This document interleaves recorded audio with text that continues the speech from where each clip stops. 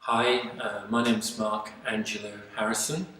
I've been invited here to Q21 by Bogomir and Lisa, who are curating the Space of Urgency project here next year.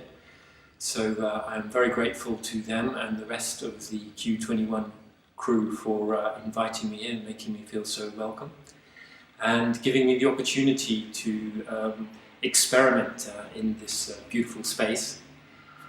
My background is I've been heavily involved in the techno scene since 1990, and as a graphic artist I've always applied my skills to being able to immerse the participants, the partygoers at events in a kind of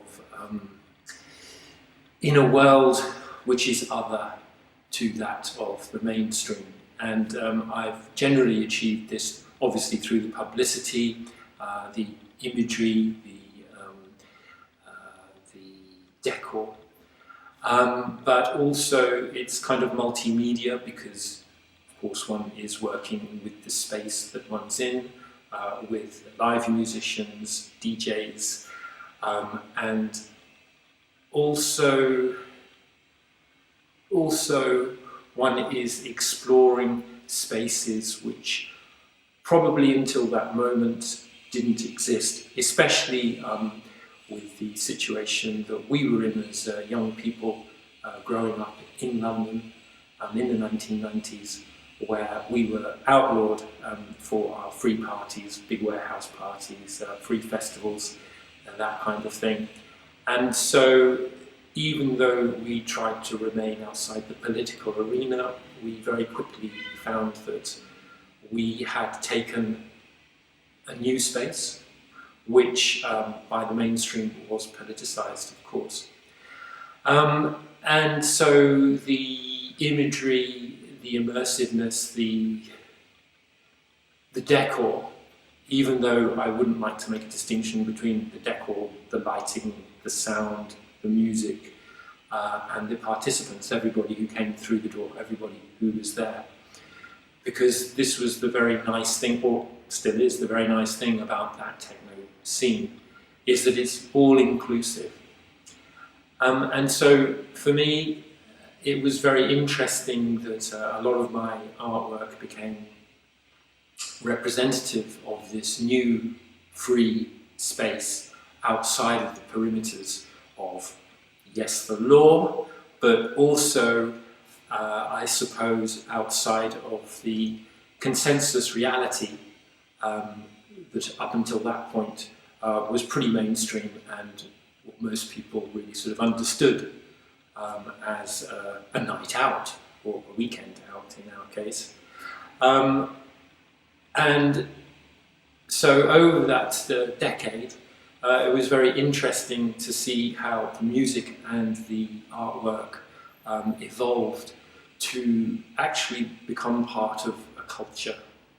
And that for me is probably one of the most important aspects of the work I do. Now working with SP23 in Berlin. SP23 is arts collective, an association where I'm still working with the core group of creatives from 1990 when we called ourselves Spiral Tribe. And we are,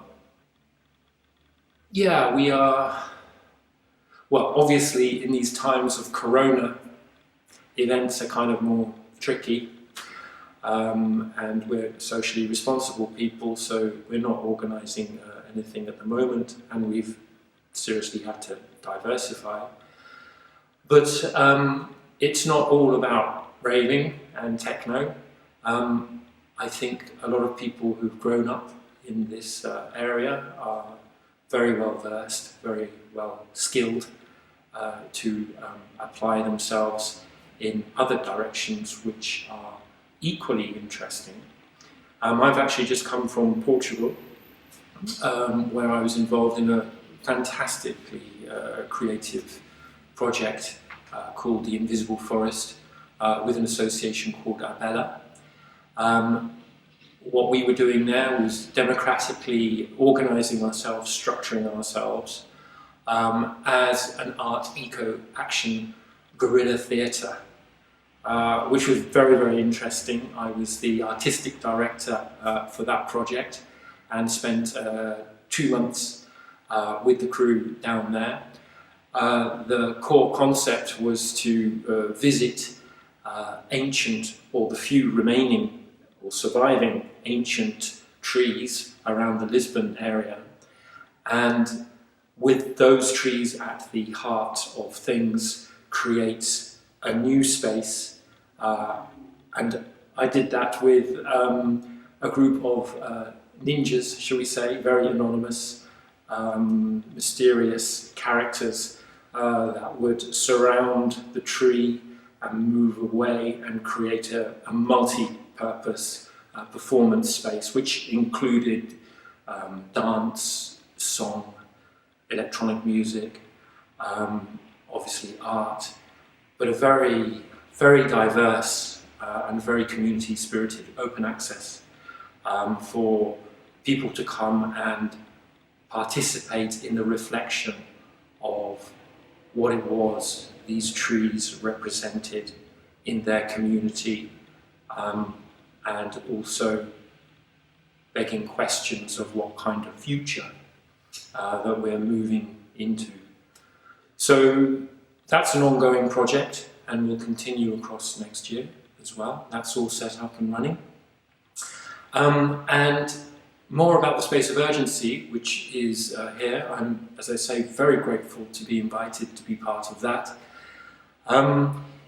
It is something that's very close to my heart and in a way related to the project I was doing in Portugal, in that it's analysing and looking at and acting upon the situation that we have generally in the architecture of our lives, which a lot of it is imposed upon us and a lot of it is inflexible, and it's using the creativity of artists, the open imagination of creative people to break down the boundaries and to explore other ways of organising ourselves, our society, our cities, our relationship with others and with nature.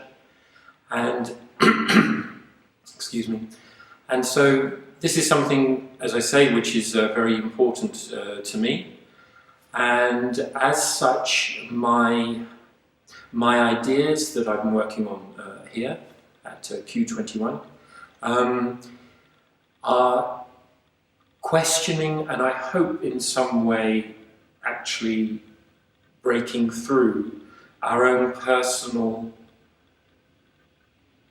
perimeters of our own perception, because it seems to me that a lot of politics, bad politics, is based upon a kind of distorted psychology and a kind of unwillingness to reflect on one's own way of being. And so I'm again hopefully connecting music. I'm using the harmonic resonance as a kind of image in my work. I generally work in textiles for this kind of project, in that I make big banners, and the banners have a history of flags, of territory, of marking space, and so they're also very fluid. They're also very compact and movable. You know, you can have a banner in your pocket, and you know you can fly it from, say, a tall chimney and do a protest. And they connect very much with my history of taking illegal spaces or unlicensed spaces, spaces abandoned without permission and re-inviting the community to connect there. And so for me, it's a very powerful medium.